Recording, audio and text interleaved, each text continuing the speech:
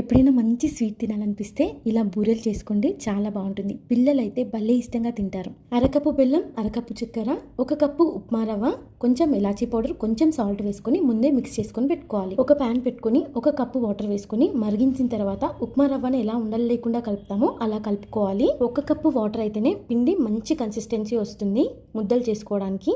మంచి ఫ్లేవర్ కోసం ఒక స్పూన్ నెయ్యి వేసుకొని మంచిగా కలుపుకోవాలి. మొత్తం థిక్గా అయిన తర్వాత ఒక బౌల్లో ఒక 2 స్పూన్ల గోధుమ పిండి, ఈ సూజీ మిశ్రమాన్ని గోరువెచ్చగా అయిన తర్వాత రెండింటిని మంచిగా మెదుపుకోవాలి. మంచిగా కలిపితే అంత బాగా వస్తాయి అప్పాలు. అన్ని రౌండ్గా ఉండలు చేసేసుకొని అప్పలాగా ఒట్టుకొని ఆయిల్లో డీప్ ఫ్రై చేసుకోవడమే. అసలు సందర్భం లేకుండా అప్పుడప్పుడు అరిసెలు తినాలనిపిస్తుంది, ఏదో ఒక స్వీట్ తినాలనిపిస్తుంది కదా, ఇలా సింపుల్గా చేసేయచ్చు. ఒక 10 నిమిషాల్లో అయిపోతుంది. మంచిగా పొంగుతాయి, చూస్తుంటేనే తినాలనిపించేంత. పిల్లలైతే చాలా ఇష్టంగా తింటారు. మా రవ్వకి కప్పు చక్కెర కానీ కప్పు బెల్లం కానీ పడుతుంది, అందుకే నేను హాఫ్ తీసుకున్నాను. వీడియో నచ్చితే లైక్ చేయండి.